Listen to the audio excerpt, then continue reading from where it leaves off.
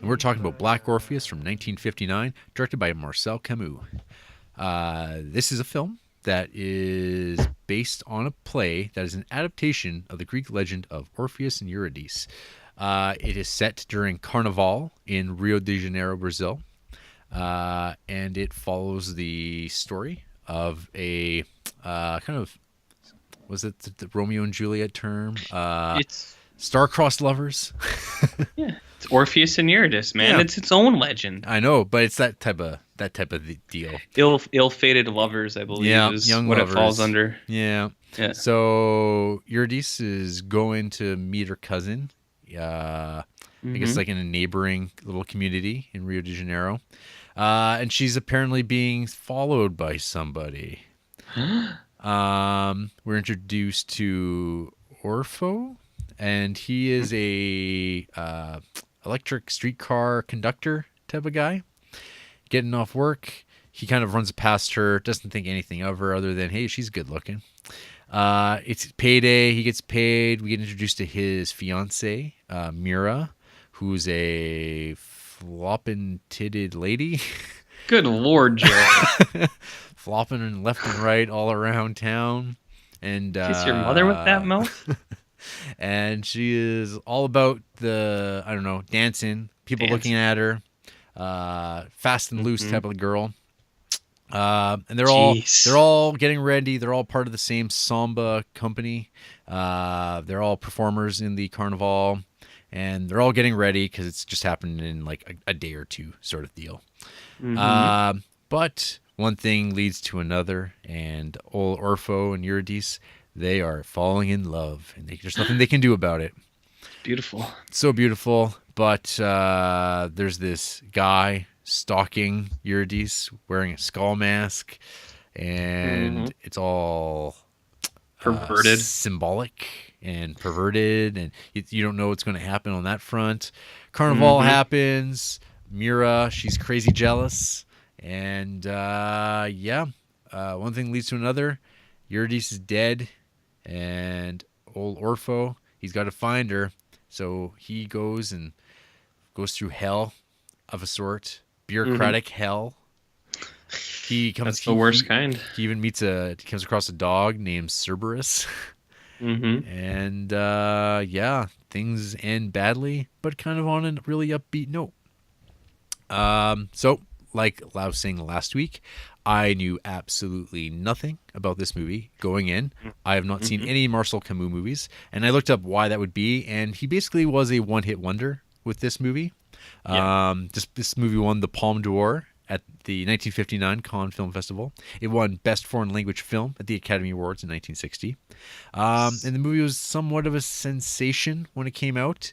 But yeah, I don't know. This is just a movie that on paper and just like in context of like all these other Criterion movies, it's just something I never really wanted to go out of my way to watch.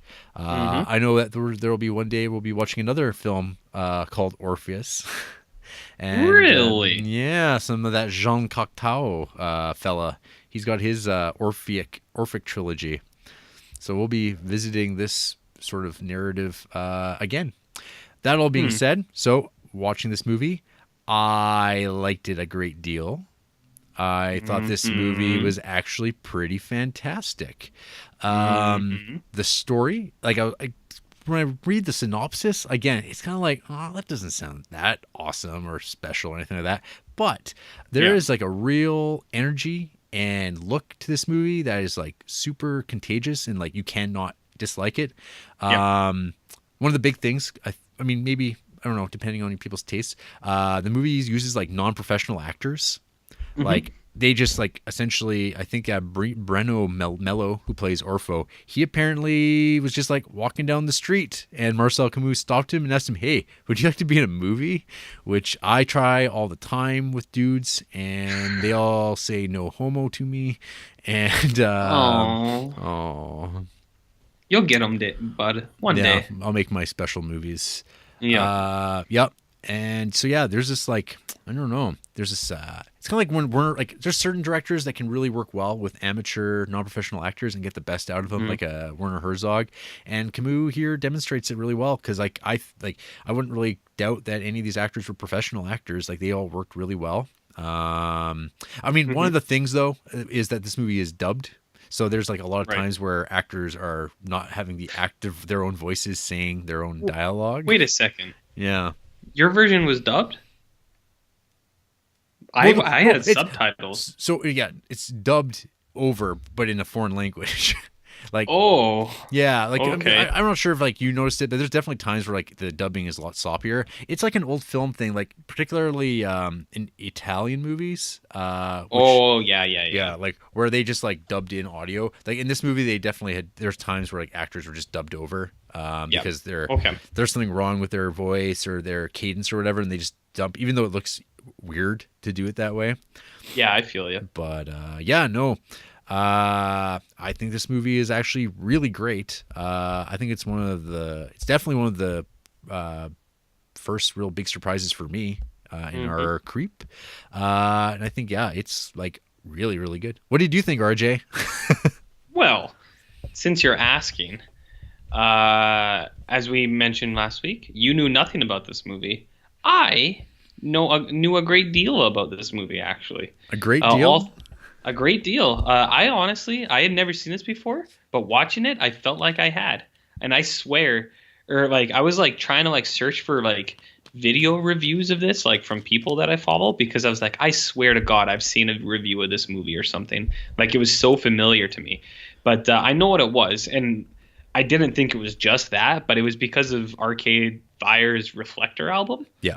Because Reflector is basically an album that was made about this movie, like not the whole thing, but like 3 or 4 songs. And then what it was they have a music video for the song Afterlife. And it's just the movie. And that's what I was remembering. Like, they actually like nail a lot of the movie in that music video. So I was watching it, I was like, man, it's like I feel like I've just seen this before. And I knew the story, and I had looked into it because I used to be a pretty big Arcade Fire guy. Used to be? No, I still am. Okay. Yeah, I'm not cold on them or anything like that. But I just mean I used to be like really into them. Yeah. So like when I remember when this album came out, and before it came out, they were talking about how it was based on this movie. Basically, that's how they were selling it. And I was like, man, what is this movie? Yeah. I really dug into it. Win Butler is a big fan. This is like one of his like all-time favorite movies, I guess. Yeah. Yeah. So I did some research, but I had never actually watched it. So this was the first watch for me, even though it felt very familiar. And I actually really liked it a lot too. I was kind of like what you said. I was really surprised by how charming it is. Yeah. Because like there's certain things, like there's some plot holes in there. Like there's certain things that don't actually like add up, where it's like one character's like, what's going on? It's like, well, that happened. It's like, how did they get to that conclusion? But you don't even really worry about it. Yeah. Like, because like I noticed it, but I was like, oh man, I was like, I don't even care. Like, it's like, who cares? It's Carnival. You're having fun. Like it's like you said, it feels warm. And it feels inviting, and you can't help but kind of get swept up by it. And I don't know, there's like a magic to it. Like when the kids are talking about like making the sunrise, basically like love and like music and stuff like that. It's like, man, these kids get it. They know what's up. Yeah, it's super charming. So, because the movie opens up with like Marpesa Dawn, who's Eurydice. Yeah, she's actually from Pittsburgh, Pennsylvania. What? Yeah. Wow. Yeah. I didn't know that. And so she's like great in this. Like she exudes all those qualities of just like a really great like female protagonist. Like you're just like, yeah, I want to see what happens with her. And she doesn't have to do too much. She just gets to be herself. Like I've read some complaints that they don't feel that the actual relationship between them feels won over. Like they don't have that like energy. But I was like, I don't know about that. I would disagree. I think. I think they do it pretty good, especially with Mira in there. Like the tension between her and the two of them, it all fits. Yeah, it's a classic love triangle. All her expressions and stuff like that, or like for what's her name, Laure de Olivier, Mira, she's really good, and like Leah Garcia, the cousin Serafina, she's like great. Like they're character types, I guess, because like I was trying to think, like this is like kind of almost like a romantic comedy, but it's like absolutely not. Because to a point, to a point, but I mean, like all those things are there, but it's like kind of like you're getting to see like that romantic comedy play out under the filter of like this like 1959 movie shot in Rio de Janeiro by a French director, and it's like kind of at times like almost like a documentary. Like it's just like the film resembles like almost like a travel log rather than like a movie, which is great because it means that there's no sets, or like the sets are like done in like a not in the usual way. Like there's a lot of stuff where it's just outdoors, which I think we've stressed before here on the podcast that it makes such a big difference to be like shooting on location and not just in closed quarters somewhere in the middle of nowhere. Right. Yeah. When you were talking about that documentary field, there actually is a documentary on this movie about the making of it that came out in 2005. Yeah. And I swear to you people out there, the fans, I tried my hardest to watch that fucking thing last night, and it would not go.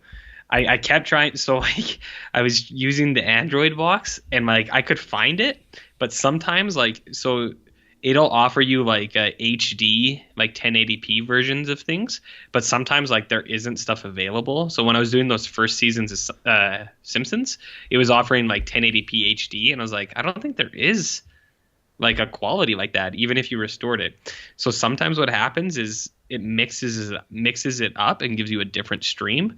So I found it and I kept clicking on it, but what I kept getting was an adaptation of a Agatha Christie book called something like "And Then There Was None" or something with Sam Neill in it. So, and I don't think that's what the documentary on this movie was. No. So I tried my hardest for you guys. I just couldn't find it. So I don't know. I don't even know where that thing is available. Like how you can watch it. It's on the actual disc of it. Okay. And I also went to acquire a copy of it. Could not find it. And no one has digitized that, which is kind of weird because people have definitely put the movie with like one of the other special features on there, which is more of like a general or like 15-minute retrospective, but not the full length. Looking for Black Orpheus. Yeah. Well, that's too bad because I would have liked to see that. Yeah. No, yeah. But there's just something about this movie. Like the colors are fantastic. The cinematography, it's great. And then there's the music, which I guess is like one of the big influences of this movie because it introduced that bossa nova sound, which apparently is one of the things that Win Butler really likes and drops into that Reflector album. Yeah, well, I'm sure he's a Pixies fan, and they're all about the bossa nova. So yeah, so there you go. Yeah, no, the music's great. It looks great. The colors for sure is awesome. And then there's just something about it too, like the way it plays out, like what you're saying about like the death character.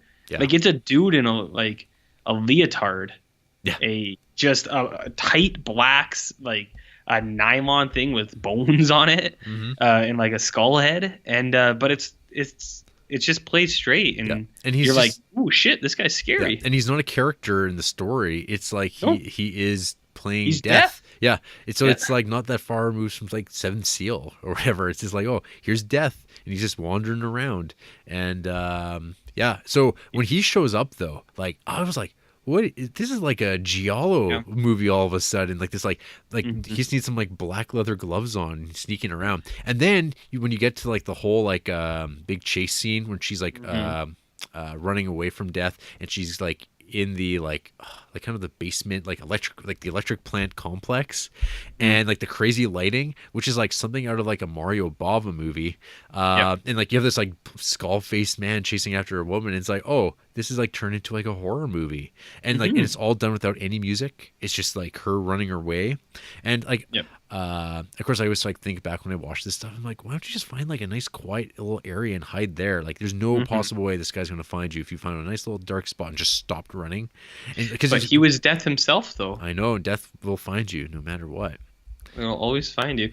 No, I was really curious to think or to hear what you would say about that, because when you said you had no idea about it, like I was saying, like I like and I hate that I knew so much about it from the Arcade Fire stuff, because like I knew that death was a character that eventually caught up to her. Because in that music video, it shows all that, and then it even shows like the seance at the end, kind of, Right. when he's like, she's received the spirit, which that part too, I thought that's so cool. I love that.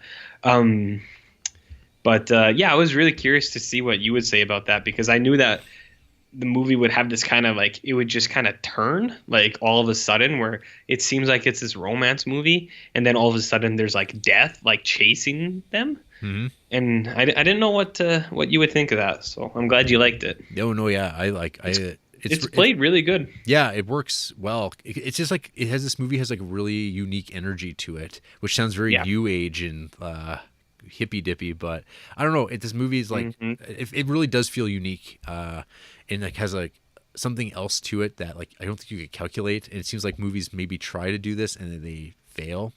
Yeah. I was going to ask, what was your first introduction, RJ, to the myth of Orpheus and Eurydice? Because, fittingly enough, I'm pretty sure that mine would have been the Sandman comic written by one Neil Gaiman. Ah. So yeah, no, it's nice that you mentioned that. I read Sandman after Reflector came out, because I was a little bit slow to this. I really liked Neil Gaiman for a long time, and I read most of his books, but Sandman took me a while to actually get to it. I was saving it. Yeah. I was saving it. Actually, probably the Arcade Fire stuff. Unless, like, I'm sure the story has been adapted in a way, like in a Disney movie somewhere. Yeah. Like how Lion King is just, was that Macbeth or Hamlet? Hamlet. Like how Lion King is just Hamlet. Yeah. So I'm sure it's happened like that, and I've seen it before, but I can't peg it. Yeah. Well, this is the whole thing of like not turning around, going to hell, and I mean, yeah, that. So Hercules, Yeah. the Disney movie. Yeah. Is that what happens in that movie? I don't know, but that movie rules. Okay. That's after my Disney viewing time. Oh, well, we'll talk about that another day. Okay. Because that's upsetting. So yeah, and then Eurydice dies. She gets electrocuted, and man, that like really bummed me out. I don't know. It's not very often where I watch a movie and I'm like, and she better be alive still. Oh, she better just bring her back. Just bring her back to life. Just bring her back to life. She doesn't need to die. No, not in this movie. They barely even got to know each other. They barely like hung out. And yeah, and then I guess even before that, Mira chasing her down with a door handle that she had tore off the door. That chick was gonna kill a bitch. That's what she said she'd do. Yeah. Yeah. So yeah, crazy. I was very, very kind of moved by her death, and I really didn't want her to be. I didn't want her to be dead. And then you get the whole process of him like finding her. And it's like, yeah, I don't know. It's really well played. Yeah. I mean, yeah. Some might say it's like, oh, like this comes out of nowhere. This like critique of bureaucratic life in Brazil in 1959 or whatever. But I don't know. It's kind of weird because like he's not descending down into hell. He's actually going down, or he's going up the stairs to like the place of the missing persons area where all these names are there. And I'm sure that's probably like some sort of political thing that I'm maybe missing as far as like the politics of Brazil in 1959, according to at least like Marcel Camus, a French filmmaker. But yeah, and then and then it gets even sadder as he finds her body and he brings her out of the confines of the hospital and whatnot, and he brings her up to a hill. Spoiler. And then he catches a fucking rock to the head from angry, vengeful Mira, and him and that body go tumbling down that hill hard. It's like, oh, those are pretty good looking stuffed bodies that they threw down that hill. No, those are homeless people that they threw down the hill. It's like the Beyond. Yeah, unconfirmed homeless people were actually murdered in this movie. Yeah, and then it's super fucking sad. But then what? But then what happens next? Then it's got like one of right after talking about how Swiss Army Man had like one of the best endings, this movie's got a really awesome ending. That's like super good. It actually kind of reminded me of Naked Kiss. With singing kids, performing kids, and being like, man, this really elevates a movie. And yeah, the movie ends with this like really perfect beat of throwing back to this whole idea of like kids believing that Orfeo could bring the sun up with his guitar, and now the kid's like, holy crap, he's gone, and like the sun's got to come up, we got to get the guitar playing. And you get that, you get this great little scene, kids dancing, and life just continues, and the cycle continues. And what a heck of a thing, RJ. A heck of a thing. You are darn tootin', Yeah. Jarrett. You're darn tootin'. Mm-hmm. Yeah, no, I'm glad you liked it, man. I'm glad that this movie kind of stirred something in your cold, dead heart. Yeah, I know. What a rare treat. Yeah. No, I think what you said some kind of sums it up best. Is there's an energy to this movie that's kind of hard to. Well, I think we described it, but I mean, it's hard not to just kind of fall in love with it. This energy. I mean, your buddy Barack Obama. I don't know if you know this, but I saw that. I saw that Wikipedia entry, RJ. Hey, we have the same Wikipedia. I know. I believe it's his mother's favorite movie. It is. Well, apparently, it was the first foreign film she had ever seen. But he has a hard critique of that. Yeah. But that's what happens. People can read about that themselves on Wikipedia. Yeah. But yeah, there's a raw energy in this movie, and it's nice. You know what else is really cool? When this Orfeo guy, he just lives in a hut with like chickens and kitties and puppies and stuff, and it's beautiful. How did I forget to write that down as a note? Yes. Well, you must be a nerd, but that was a very RJ thing in this movie. It's so beautiful, guys. Everyone hangs out with the animals and the goats. They're all coexisting. There's a goat, there's a puppy, there's a chicken. And he's just playing guitar for them, and it's beautiful. It's beautiful. Yeah, I love that. My first note, Jarrett, was Onion Lady for Prez, because they really sell this lady selling onions. Right. And it's awesome. It's awesome. I like Onion Lady. Okay. I don't know. We've talked about this movie. We both like it. Yeah. You should like it too. Yeah, folks. But guess what, RJ? What? There are people, there are pieces of shit that exist in this world who hate this movie, apparently. What kind? Oh, let's see here. Someone here named Safia Pereira or something like that. They gave this movie 1 star. Honestly, it was a bore many a time, and I had to force myself to keep watching it. But when I got sucked in, this movie was larger than life. It plays like a play, not a film, and that gives it a magical element. That's a 1 star review. I don't understand the criticism of the review. I don't understand. I don't know. I don't know. I would definitely say this movie was not a bore. In fact, I felt it actually motored along really nicely. Yeah, this movie. I had wind up watching this one on my laptop, and like it was like fine. Like I just like it played real well. Not a clunker like some things. Eugene McCran, they gave this 1.5 star. The location footage is mildly interesting, but it doesn't stray too often from the hillside where most of the action takes place, and the action is pretty sparse. Complaints aren't due to any one significant problem. It's just rather boring, like a children's fable with lots of shit about the relative patriotism of Brazilian natives. What? Yeah. What's he talking about? Like action? Did he think this was a Michael Bay movie? I don't know. Like it's just like all the scenes are like, yeah, it's people talking about stuff, but it's all like, I don't know. Like I said, like that, it's like it plays like a romantic comedy. So like it's scenes with people just like hanging out and talking and like in relationships and jealousy and stuff. That's all there. Right. Yeah. Weirdo, man. That one's pretty weird. What a weirdo. There's like ones I didn't copy over, but then there's people who seem to object to this film's apparent racism. I don't quite understand that. Like, am I missing something? Am I just really ignorant? Well, RJ, are you familiar with colonialism? Not. They don't talk about that much in neuroscience. Not really. I mean, we just talk about butts and dumps. Right. Yeah. As it should be. As it should be. I'll see if I'll see if I can find one here. I'll throw it out there. See if I can find someone that states their case in a convincing manner. There's somebody writing something that's not in English. As a Brazilian, this is from Gustavo S.H. Razera. As a Brazilian, I must say it took me quite a while to recognize my own country and people under Camus' foreign, exoticized gaze. This mythical romance is best viewed as a musical of sorts, unless one's unwilling to suspend disbelief, actually believing poor Brazilians dance all the time, carnival time or not. Among the grievances, the numerous samba sequences that are absurdly long, the soundtrack, which often veers into the realm of cacophony, and the acting, which is mostly unconvincing. It gets better as it gets darker, more tragic, more ethereal, though it takes some time to get there. Overall, a Palme d'Or and Oscar winner, it just leaves a lot to be desired.